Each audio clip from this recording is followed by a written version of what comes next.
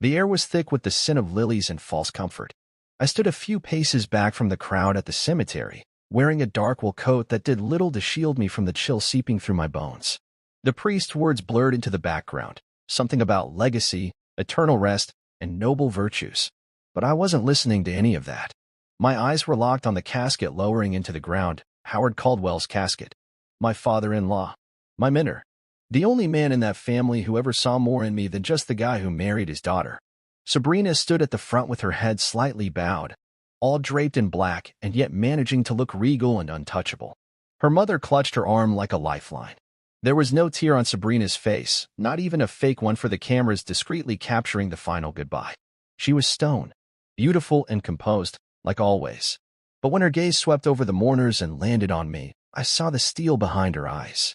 There was no softness, no sorrow, just calculation. When the final handfuls of dirt were tossed, when the crowd began to shuffle toward the waiting limousines, Sabrina made her way to me. The click of her heels on the stone pathway was sharp, deliberate. She stopped an inch too close, as if proximity alone could still intimidate me. "You're nothing without my name," she whispered. 8 years of marriage, and that was what she thought of me. Not, "Thank you for being here." Not, "He would have wanted you near." Just that. She turned and walked away before I could reply.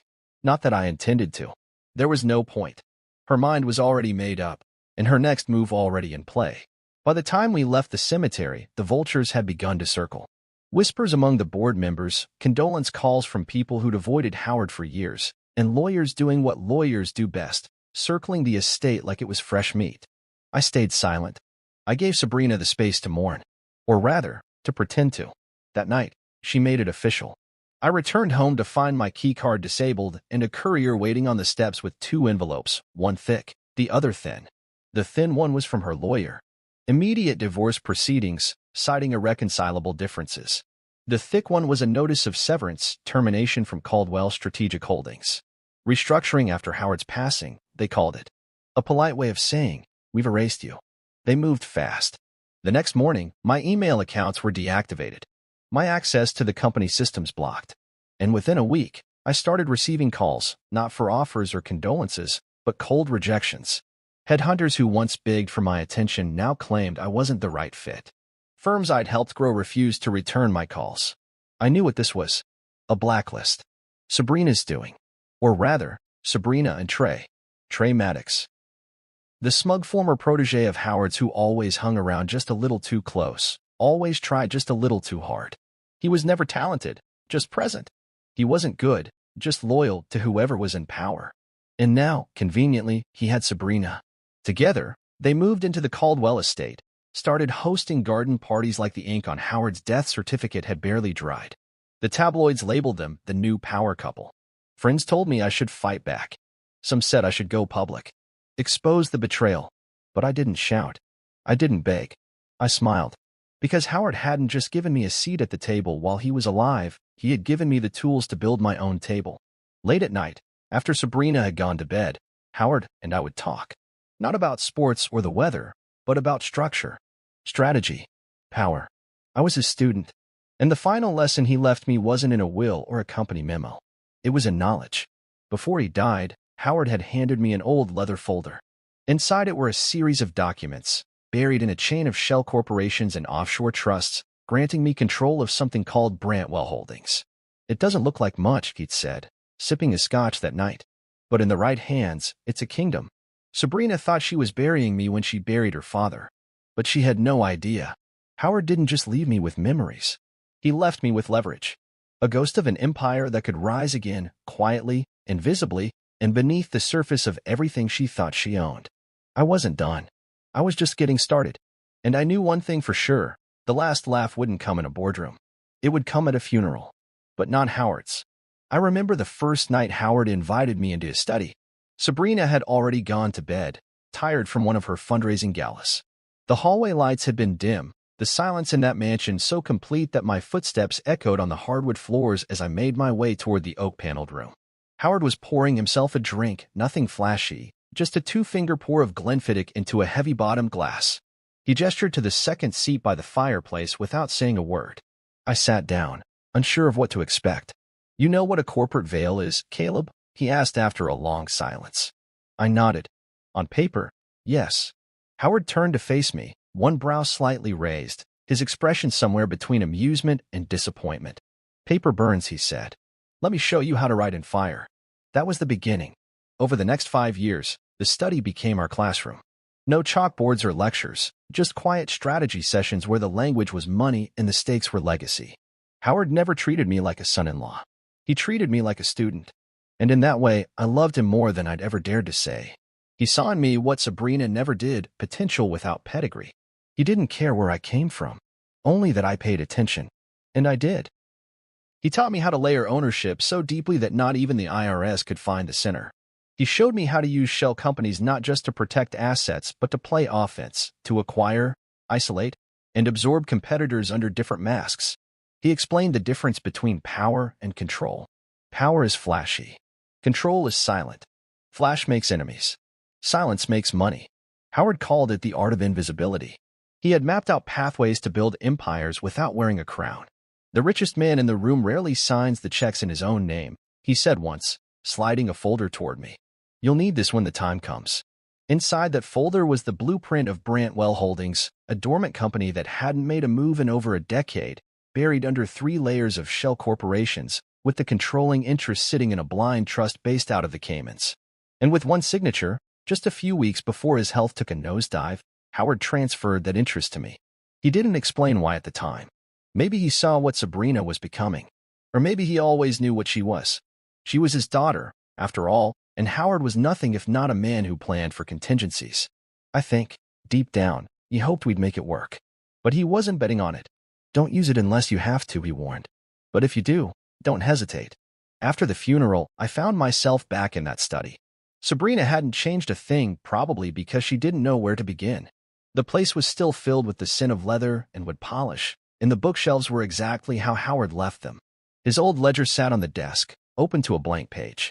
I ran my fingers over the margins, half expecting him to walk in and offer me a drink. Instead, I opened the safe behind the painting, the one he showed me how to access years ago, the combination engraved in my memory not just from repetition, but from the importance he'd placed on it. Inside was a single sheet of paper and a flash drive. The paper was the transfer of ownership, Brantwell Holdings, with my name now legally tied to the parent trust. The flash drive contained years' worth of company reports, dormant contracts, internal memos, and most importantly, routes to access accounts that no longer appeared in any public record. That's when it hit me. Sabrina thought she had delivered the final blow. She cut me off from Caldwell Strategic, from the social ladder, from every visible source of power. But she'd only trimmed the branches. She had no idea about the root system underneath. Howard had given me the shovel and the map. I just needed to start digging. Over the next few weeks, I withdrew from everyone. I didn't respond to calls or emails. I let the whispers settle into the narrative that Sabrina wanted, that I had been discarded, defeated, done. I let her feed the wolves my name, and I didn't lift a finger. Because while she danced in the spotlight with Trey, I spent my nights in that study, learning, organizing, connecting dots Howard had drawn years earlier. The man had built redundancies into every corner of his empire. Not because he feared death, but because he understood succession wasn't guaranteed by blood, it had to be earned. And I was ready to earn it. I created a secure command hub, one laptop, no cloud access, no public Wi-Fi. I activated the Brantwell entity with silent transactions, keeping the activity low profile. Just enough to show life without drawing attention. I started combing through Howard's notes, updating legal structures, and hiring a private consultant to comb through potential acquisition targets. I didn't know yet how I would rise. But I knew I wouldn't rise as Caleb Monroe, Sabrina Caldwell's discarded husband. I would rise as the student who paid attention, and the one man Howard trusted when he was no longer here to watch. They say silence is defeat, but they've never used it as a weapon. I disappeared intentionally. I left my penthouse and moved into a rented 2-bedroom apartment on the east side of the city, where no one would recognize me and no concierge would gossip. I traded my tailored suits for dark jeans and hoodies, stopped attending functions, and let the media run wild with speculation. Former Caldwell exec vanishes after divorce. Sabrina Caldwell moves on new love, new empire. The narrative painted me as broken, discarded, forgotten. Perfect. I didn't post online. I didn't reply to texts. I stopped fighting to be seen, because that was what they expected. I wasn't trying to get back into the spotlight. I was building the machinery to control the lights themselves. My first move with Brantwell Holdings was quiet, an acquisition of a small, failing logistics firm in Indiana, Holloway Transport. It was buried under debt and bad management, but it had two things I needed: state licenses and aging infrastructure no one paid attention to. I bought it through an intermediary in Chicago, using an alias and a newly formed LLC called Harbor 9. Then I did it again in St. Louis, then Des Moines, then Oklahoma City. Not big enough to attract headlines, not flashy enough to draw eyes, but together, a silent fleet, a network, a skeleton being assembled behind the curtain. I didn't do it alone. I had Priya Langston. She was the only person I called during that entire year. A former litigator with a brain built for chess and a mouth sharp enough to slice through non-disclosures. We'd met briefly during my time at Caldwell Strategic. She represented a client in a hostile takeover Howard once admired from afar. When I reached out, I wasn't sure she'd respond. But she did. She came to the meeting wearing aviators and a gray pantsuit, looking me over like she was already calculating odds. "Tell me what you want," she said, sliding into the booth across from me at a cafe no one would think to follow me to. "I want to build something they won't see coming," I said. "Something that rises from under them. Quiet. Unstoppable." She sipped her coffee. "That's a good pitch," she said. "Now tell me what you actually want." I leaned in. Revenge. That got her attention. She smiled. Over the next few months, Priya helped me create the infrastructure I couldn't build alone. She knew which legal cracks to exploit, how to bury ownership under layers of international trusts, and how to make acquisitions invisible to anyone not actively looking for them. We built our own digital war room, coded code names, fake boards, and mirrored holding structures. Each acquisition gave us more leverage. One company had warehousing licenses. Another held key shipping contracts. One controlled regional trucking lanes that Caldwell Strategic relied on. We didn't touch them directly. Not yet. We made a point of being the shadow supplier. Their operations continued seamlessly. Their bottom line improved, if anything. They didn't even notice the leash tightening. Meanwhile, Sabrina and Trey made headlines for their charitable galas and luxury getaways. Sabrina posed for magazine features talking about reclaiming her power and rebuilding the Caldwell legacy. Trey smiled in every photo like he wasn't just a parasite with good suits and a fake laugh. They didn't know that 3 of their vendors were now mine. That the company managing their warehouse in Ohio now answered to me. That the quiet little transport firm delivering half their shipments from Denver had a boardroom portrait of me, metaphorically, of course. I made sure Priya got paid well, more than well. She didn't do it for the money, though. She did it because she loved the strategy. The architecture of vengeance. The careful dismantling of an empire without a single bullet fired. "I'm not your friend," she told me one night as we reviewed our shell acquisitions over Thai food in her office. "But I hate losing even more than you do." That was enough for me. As we closed the year, Brantwell Holdings had grown from a dormant entity into a silent force. Over a dozen subsidiaries. A spiderweb of contracts. All carefully hidden beneath layers no auditor would untangle without a map. And we had the map. Still, I kept my name out of everything. I didn't even use my initials. Not yet. Not until I was ready. Some nights, I'd sit alone in that small apartment, staring at the wall where I'd pinned maps and timelines. I didn't feel anger anymore, not the sharp, immediate kind. What I felt was colder, deeper. A quiet certainty that Sabrina and Trey thought they had won because they hadn't seen the next move. They were dancing on a chessboard, thinking they were at a ball. Let them dance. Let them laugh in their towers. Let them forget my name. Because I was going to reintroduce myself, not with a press release. With the paperwork that made them kneel. Trey Maddox always wanted the crown, but he never earned the kingdom. I watched from a distance as he slid into Howard Caldwell's seat like it was made for him. At board meetings, he sat beside Sabrina, trying to mimic Howard's voice, his cadence, even the way he held a pen. He wore that old Omega watch like it gave him gravitas. He adjusted his tie the way Howard used to. But every time I saw him in the press or leaked boardroom photos, it was like watching a child play dress-up with his father's tools. He didn't know how to wield power. He only knew how to pose with it. Sabrina propped him up like a trophy husband, but reversed. She did all the talking, and he nodded like a loyal dog. They weren't a power couple. They were a distraction. And while the spotlight was fixed on their little empire of show and gloss, I was burying my fingers into its roots. The move with Northlift Tech was the turning point. It wasn't flashy. It was foundational. Northlift was a mid-tier manufacturing and engineering firm based out of Alberta, Canada. On the surface, they built specialty tech components, thermal sensors, industrial-grade GPS units, systems used in cold chain logistics. Most people had no reason to look twice. But Caldwell Strategic used them as a primary component supplier for their refrigerated fleet systems. Losing them would destabilize a third of Caldwell's cold shipping division. But even more importantly, it was a quiet dependency. One I knew from my days in Howard's office. It wasn't even mentioned in public financial disclosures, which meant Trey wouldn't see it coming. Priya handled the acquisition through two shell companies registered in Ontario and Singapore. She stacked them beneath a parent LLC filed under a trust account in the British Virgin Islands. On paper, it looked like an international merger between two unrelated firms, one in tech, one in logistics. The kind of thing that happened a dozen times a month. But in reality, it was my signature behind the curtain. After the deal closed, I instructed Northlift's operations to remain steady. No disruption. No changes in pricing. Keep the Caldwell contracts moving. That wasn't the goal, not yet. I wasn't trying to choke them. I was securing leverage. At the same time, I began slowly integrating Northlift's engineering division with the quiet network I'd built under Brantwell Holdings.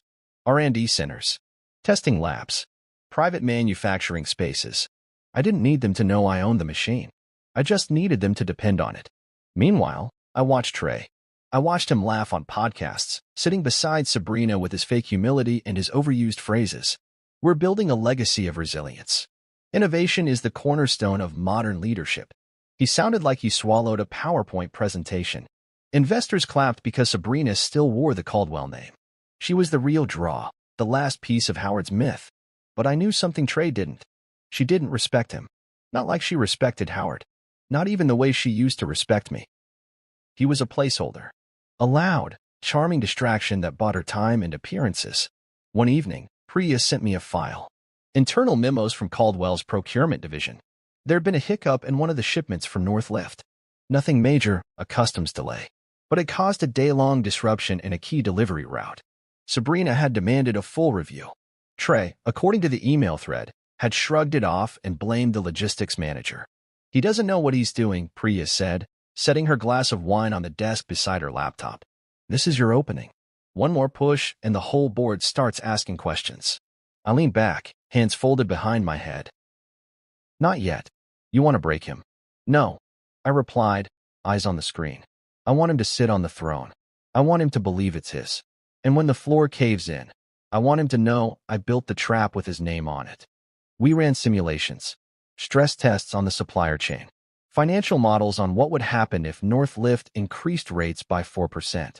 Even that tiny shift would ripple through Caldwell's quarterly earnings and raise boardroom concerns. But we didn't do it. Not yet. This was about patience. Sabrina and Trey threw another charity gala at the estate. I saw the photos.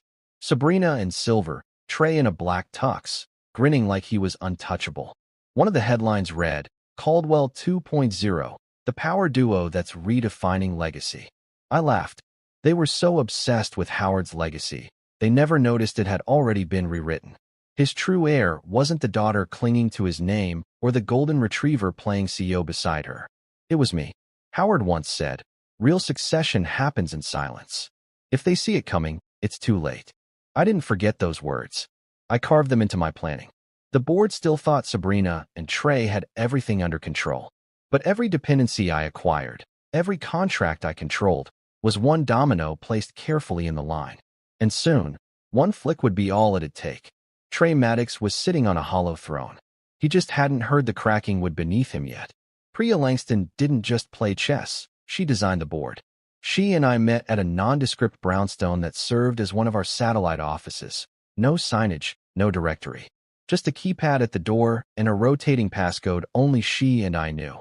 The walls were lined with corkboards and whiteboards, half of them filled with diagrams that looked like a conspiracy theorist's fever dream. But they weren't theories. They were moves.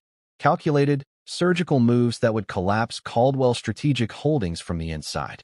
We stood before a map of the company's known subsidiaries, suppliers, and former rivals. Red lines connected weak points. Yellow highlighted recent acquisitions we had already taken over. Blue marked the companies still in play. This one, Priya said, tapping a thumbtack beside a small consulting firm. Brighton and Wells. Over-leveraged, poor cash flow, but they're sitting on IP Caldwell can't afford to lose. What's the risk? Minimal. We acquire through a friendly LLC, give them enough liquidity to keep the lights on. But more importantly, we get access to the compliance reports. Caldwell's outsourcing their internal audits now. Trey thinks it saves money.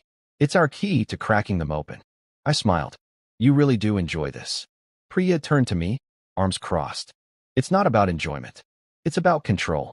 Your ex-wife thinks control comes from press releases and gala invites. But real control is buried in who controls the contracts, who the vendors answer to, who can delay a shipment by 3 hours and cost them millions in client trust. She stepped back. We don't attack their pride. We corrode their certainty. She was right. Sabrina and Trey were addicted to optics.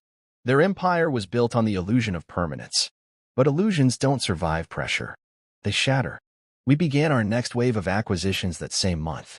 Priya drafted the legal structures. I reached out to silent investors I had met through Howard years ago, men and women who respected quiet power. They didn't need to know the full plan, just the numbers. And the numbers were clean, aggressive, and backed by real value. We weren't chasing vanity metrics. We were carving out pieces of a throne. But we didn't stop at buying companies. We started planting rumors. Priya called it strategic smoke. We leaked whispers about a potential new logistics firm with advanced automation that was outperforming Caldwell's regional distribution. We let talk slip about executive unrest, about Trey's erratic leadership behind the boardroom doors. Every whisper was placed through third-party PR consultants, gossip rags, and industry newsletters no one ever publicly admitted they read, but everyone did. Then came Dorian Levesque. Dorian was a former rival of Howard Caldwell's. He once tried to buy out one of Caldwell's subsidiaries in a hostile bid and got crushed for it. But Dorian never forgot. He was older now, semi-retired, but still had deep connections and deeper grudges. Priya reached out to him through a mutual acquaintance. We met him at a private club downtown, one of those old money lounges where the lighting is low and the scotch is older than the waiters. He sat at the far end of a leather booth, eyes sharp behind gold-rimmed glasses. I heard you're building something, Dorian said to me. I am, I replied. I also heard your ex-wife is trying to position Caldwell for a merger. She's working hard to become what Howard never let her be, I said, watching his reaction.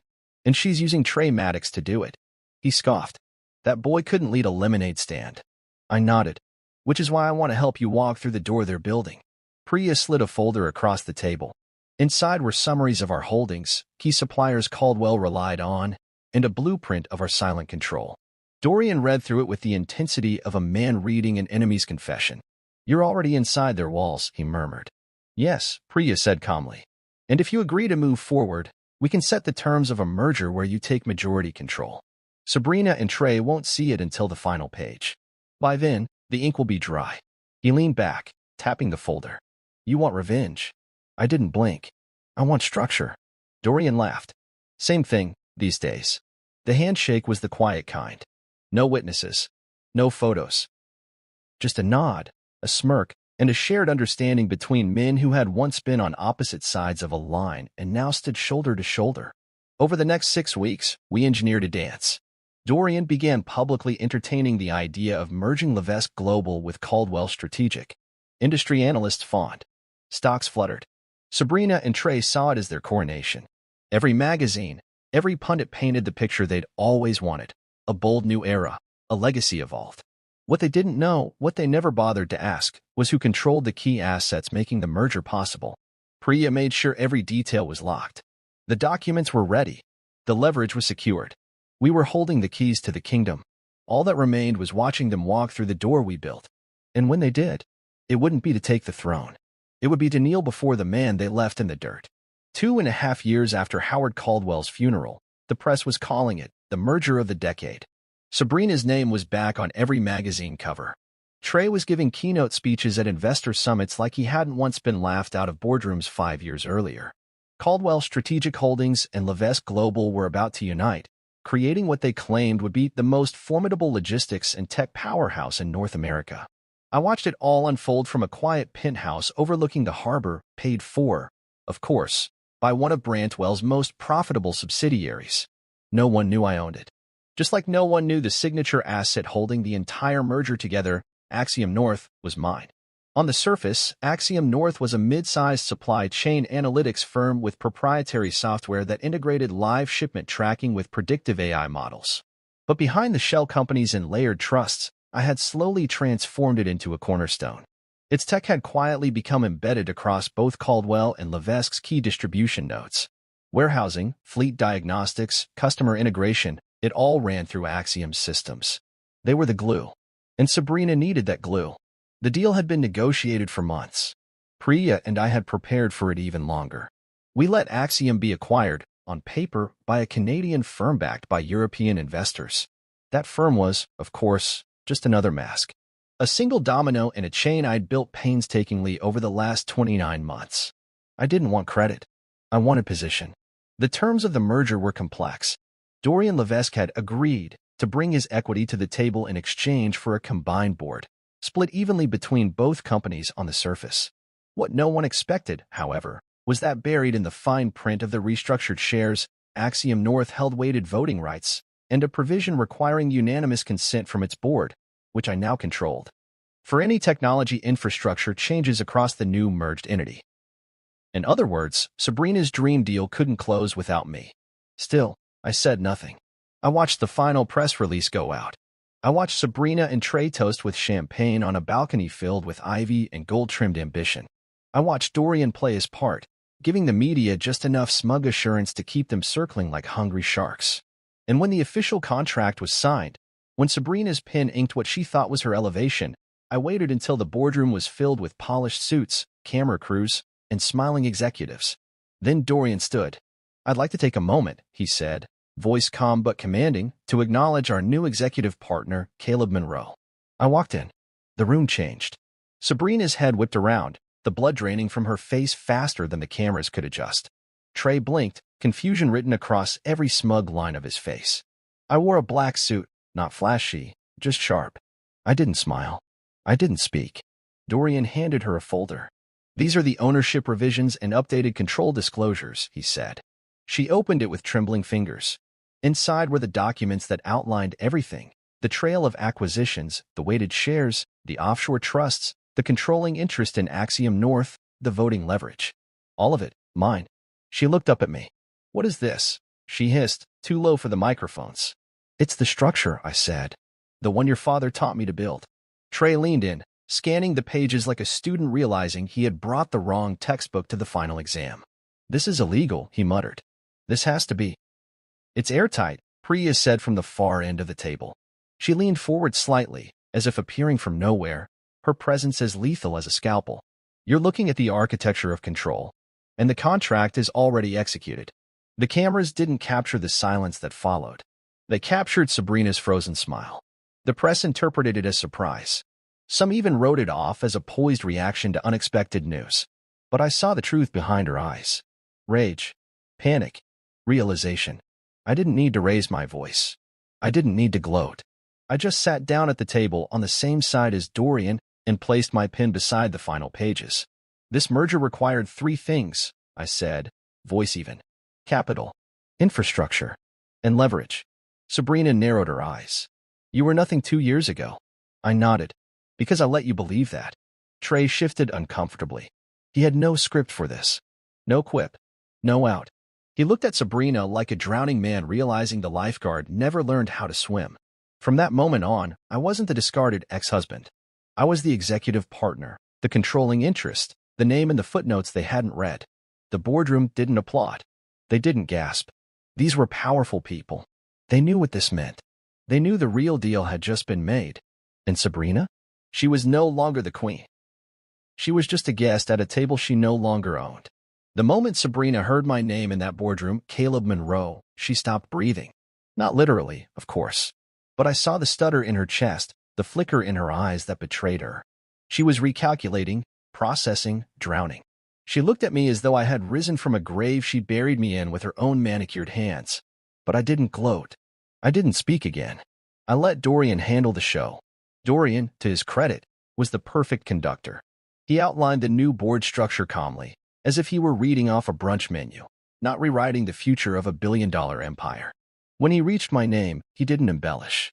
He didn't dramatize. He simply said it like a man stating a fact already etched in stone. We'll be joined by our new executive partner, Caleb Monroe. That name, my name, hung in the air longer than any applause could have. Trey's jaw twitched. He looked at Sabrina, silently begging her to say something. To fix it. To pull a rabbit out of a hat she no longer owned. But Sabrina couldn't speak. She flipped through the folder in front of her like it was a horror novel she didn't remember writing. The ownership tree was clear. The shell companies that linked to Brandwell Holdings were outlined in neat diagrams. Axiom North's influence was spelled out in bulletproof terms. There was even a notarized letter from the independent audit firm, confirming everything.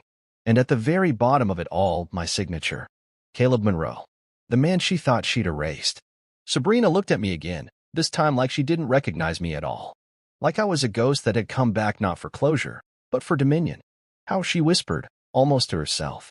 I leaned forward slightly, just enough for her to hear me over the murmur in the room.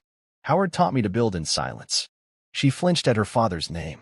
The rest of the board members shuffled their notes, whispering to their assistants or nodding to their legal counsel. No one asked for clarification. No one objected. Power speaks in documentation, not in volume. The facts were printed. The deal had been signed. The merger depended on Axiom North, and Axiom North answered to me. For the first time since Howard died, Sabrina wasn't the center of gravity. I was. Dorian closed his folder and stood. Unless there are objections, we'll move forward with the final restructuring. Sabrina's lips parted, but no sound came. Not even a protest. Her fingers curled into fists, and I saw something unfamiliar in her expression: fear. Trey finally spoke. This feels orchestrated. Dorian chuckled. Of course it was. Trey turned toward me, bluster returning in flashes. You manipulated this. You tricked everyone. I tilted my head. No one was tricked. They just didn't read closely enough. Priya, seated at the far end of the table, smirked behind her tablet. She didn't need to say anything. Her presence alone reminded them all that we weren't new to this. We were 10 moves ahead from the beginning. Trey tried to push back, going on about investor transparency and ethical disclosures. But every sentence he threw collapsed under the weight of documented truth. Priya interjected once, to remind the room that the legal team on both sides had approved the terms.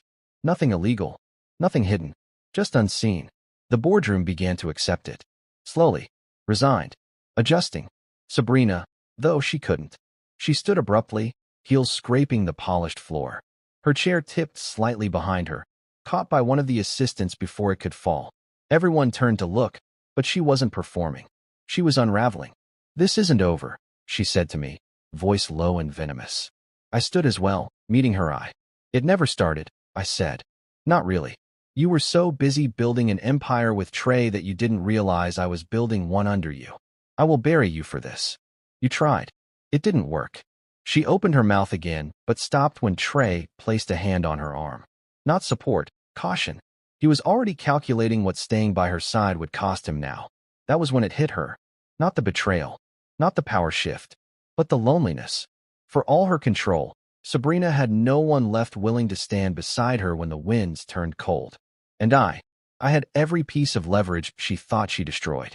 I gathered my folder and turned away from her. Not out of spite, out of finality. The board meeting ended 20 minutes later, with new roles assigned and next steps outlined. I said little. Dorian handled the press release. Priya orchestrated the post-meeting legal formalities. But I walked out of that building with something more valuable than title or control.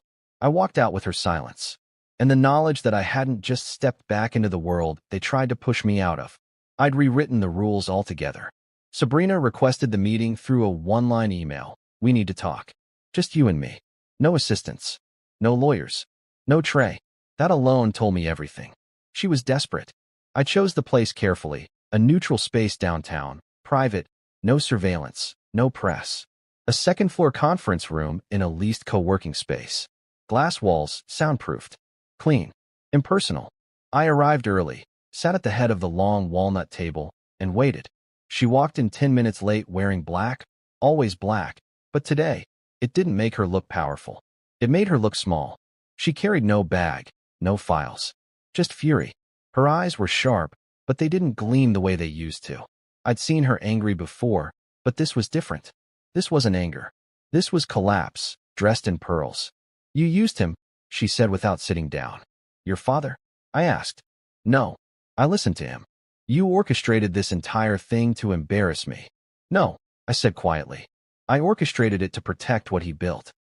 You were just the one who lit the match.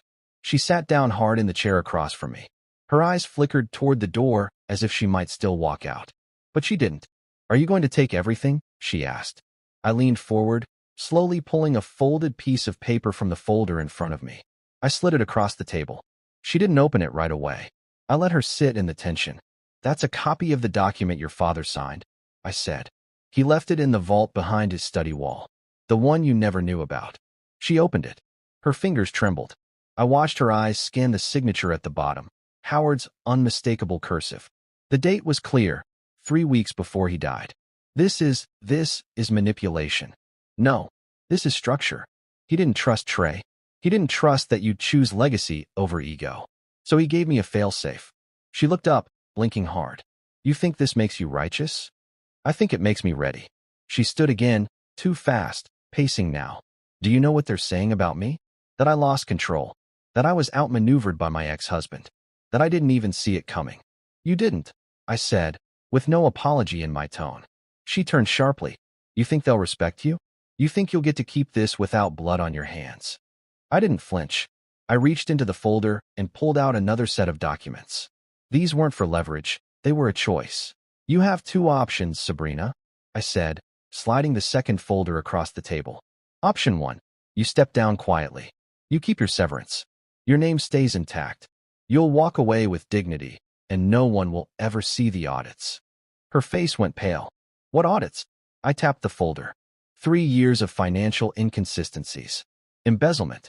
Personal spending funneled through project budgets. Trey's accounts linked to offshore payments from vendors Caldwell Strategic never authorized.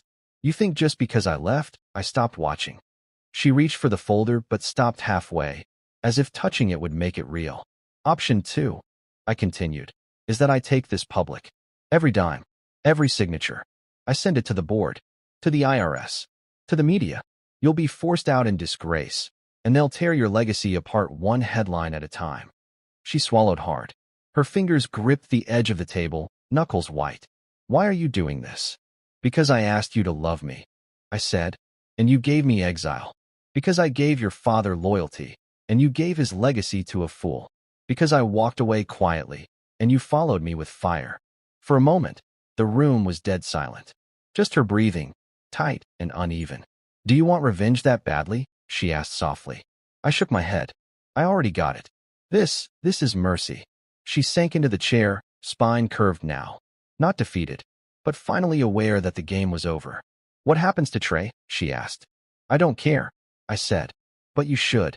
He'll turn on you the second he realizes there's nothing left to feed on. Her lips pressed into a thin, bitter line. You don't have to destroy me. I'm giving you a choice not to be. She looked down at the folders again, hands folded in her lap. When she spoke, her voice was so quiet I almost missed it. I thought I was protecting the name. Our family. No, I said. You were protecting your version of control. But control without integrity is cancer. It grows until it kills everything around it, including you. She nodded once. Just once. Then stood. I'll take the first option. I didn't move. Didn't smile. Just gathered the folders, slipped them into my case, and stood with her. Your official resignation can be submitted tomorrow, I said. Priya will finalize the paperwork. She turned at the door. You won't win any friends doing this. I'm not looking for friends, I replied. I'm building something worth outliving all of us. She left without another word. And in that silence, I knew. Her reign was over. And mine had just begun. Sabrina resigned the next morning with a carefully worded statement that referenced personal transitions and a desire to refocus on philanthropic endeavors. It was as sanitized as expected. There were no public tears, no dramatic exits. Just a quiet bow out from the empire she once ruled with a diamond fist. The media bought it. Some even applauded her for knowing when to pass the baton. But behind the scenes, everyone knew. The board didn't question it. Not anymore. They saw the documents. They saw the shifting power structure. They understood the message without me needing to say a word. The Caldwell era was over. Trey didn't even put up a fight. 2 weeks after the resignation, he disappeared from the city. Rumors flew. Some said he fled to Dubai. Others whispered about a messy exit settlement, hush clauses, NDAs. I didn't care where he went. He had been a placeholder, a distraction. The kind of man who was only dangerous when he thought no one smarter was watching. Now he was gone. Out of the boardrooms, out of the articles, out of the story. I didn't waste time celebrating. There were no parties, no champagne, no gloating. I had no interest in victory laps. The moment Sabrina stepped down, I moved into action. I took over as strategic chairman of the newly formed Caldwell-Levesque entity, though I stripped Caldwell from the name before the ink dried. From that moment on, we were known as Monroe Strategic Partners. I remember standing alone in the executive wing, just outside the old corner office Sabrina once claimed as hers. It had been emptied out, repainted, and stripped of its vanity. No portraits, no perfumes, no curated image. I didn't move into that office. Instead, I renovated Howard's old study. We had it rebuilt, plank by plank, in the top floor of the new Monroe headquarters. Same dark wood, same bookshelves, same fireplace, even the same glass decanter he used to pour scotch from. I kept it exactly as I remembered, because Howard's lessons didn't need a stage. They needed space, reflection, stillness. I had his portrait framed above the fireplace, just like it used to be. Not the corporate one Caldwell Strategic used for branding. No, this was the one from his private study. His eyes weren't smiling. They never were. But there was wisdom in that gaze. A warning, a promise. Every morning, before emails and meetings, I sat in that study. I poured my coffee and stared at that portrait, not in reverence, but in gratitude. He taught me power isn't about noise. It's about patience and silence. The world didn't know where I'd come from. They saw a man step into the top chair and thought he appeared from nowhere. That was fine. Let them think I was sudden. Let them call it luck. I wasn't here for their applause. I was here for the structure. The transition wasn't glamorous. We restructured vendor relationships, cut dead contracts, and installed performance-based models across every department. Priya ran point on legal, Dorian managed external relations. We didn't build with flash. We built with permanence. Some of the old guard pushed back. Middle managers loyal to Sabrina whispered about her return. Analysts speculated she might launch a rival firm. But I knew her. Sabrina didn't have the stomach to start from scratch. Her power had always been inherited. When she lost that foundation, she lost her footing. She wasn't coming back. And if she did, she'd find the doors locked with codes only I knew. One night, well past midnight, I found myself sitting in the study again, lights low, the building mostly empty. The city skyline glittered beyond the windows. My phone buzzed. A text. Unknown number. You finally got what you wanted. Hope it was worth it. No name. No signature. But I didn't need one. I stared at it for a while, thumb hovering over the screen. I could have replied. Could have sent back a quote from her father. Could have reminded her that I didn't start the war. But I didn't. I deleted the message. Because it was over. And I had no interest in speaking to ghosts. The next board meeting was quiet, efficient. Every department presented its quarter. Every line item was accounted for. No surprises. No scandals.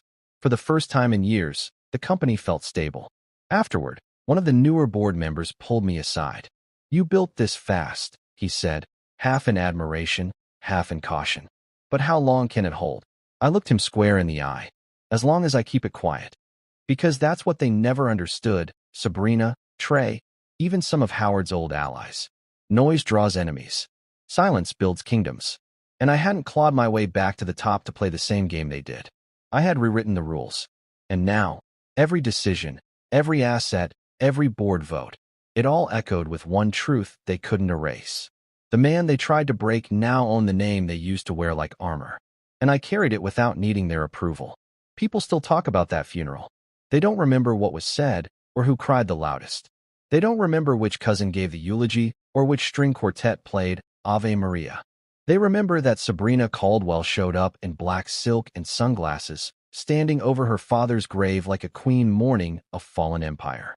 And they remember me, Caleb Monroe, standing several feet behind her in silence, unimportant, unnoticed, uninvited to the inner circle of grief. They remember that image. What they don't know is that it was the beginning of an empire. Mine. It's funny how legacy works. It isn't built in speeches or carved into marble. It's cemented in silence, in the space between what they expect and what you actually do. My legacy didn't begin the day I married into the Caldwell name. It began the night I sat across from Howard Caldwell in his study and listened, truly listened. And now, the building I sit in bears a different name entirely: Monroe Strategic Partners. The letters are carved in steel across the glass entrance downtown, backlit in soft white lights. Not showy, not loud, just permanent. I walk the halls now not as a guest, not as a son-in-law, not as the discarded husband of the woman who once told me I was nothing without her name. I walk as the architect, the founder, the one who took the bones of a dying legacy and restructured it into something that would last longer than any magazine feature or marriage license. People nod when they see me. Some smile too wide, pretending they always believed I had it in me. Others keep their heads down, still unsure how I rose from the ashes they helped scatter. I let them wonder. Their confusion is a kind of respect. I don't need applause. I don't need forgiveness. I need silence. That's why I keep only one photo on my desk. It's not of Sabrina. It's not even of me. It's a photo Howard and I took one night after finalizing a contract with a South Korean freight firm. We were in his study, surrounded by whiteboards scribbled with ownership diagrams and strategies no one else in that house cared to understand. He's holding a scotch. I'm leaning on the desk. We look like two engineers, not two members of a dynasty. There's no pretense in that photo, just clarity. Howard never said the words, but I knew. He chose me, not because of blood, not because of legacy, but because I paid attention to the things no one else valued: structure, order, leverage. Sabrina built castles out of nameplates and parties. I built one out of contracts and control, and it's still standing. Priya works out of the West Wing now, overseeing legal, mergers, and special projects. She prefers to stay out of sight, but everyone knows not to cross her. We've become something close to friends. Not in the traditional sense. We don't grab drinks or share stories, but in the way two soldiers recognize the ones who stood beside them during the war. She's the only one I trust with everything. Dorian retired after the merger. He sent me a bottle of vintage bourbon and a one-line note. You played it perfectly. Try not to get sentimental. He was always a sharp bastard. I respect that. As for Sabrina, she keeps to the background now. No interviews. No events. Occasionally, her name still appears on guest lists for charity auctions or fundraisers. But never as a speaker. Never as a host. Just another face in a crowd. Rumor has it she's working on a memoir. I won't read it. I don't need to revisit a story I already survived. Sometimes, I wonder what she sees when she looks at that building. Monroe Strategic Partners, rising high above the city where her father once held court. Does she remember the night she cut me out, told me I was worthless, laughed with Trey in their penthouse while I packed a bag and left with nothing but silence? Does she regret it? I don't need to know. Because every time someone enters my building, they see my name. Etched in steel. Untouched. Unapologetic. Not Caldwell. Not Levesque. Monroe. And that name stands for more than survival. It stands for structure. For vision. For quiet vengeance served through strategy, not spite. There's no portrait of me in the lobby. No long-winded plaque explaining how I took the throne. That would be vanity. And vanity was her game. Mine is control. I still sit in Howard's recreated study every Friday evening, just before the city lights start to glow. I turn off the devices. I pour a drink. And I look at that old photo of him and me, scribbles behind us, the world not yet aware of what we were building. Some nights, I hear his voice in the silence. Not literal, of course, but remembered. Replayed. Power is quiet, Caleb. If they hear you coming, you're already too late. I built my empire on that silence. And I'll keep it alive the same way. Not with headlines. With structure.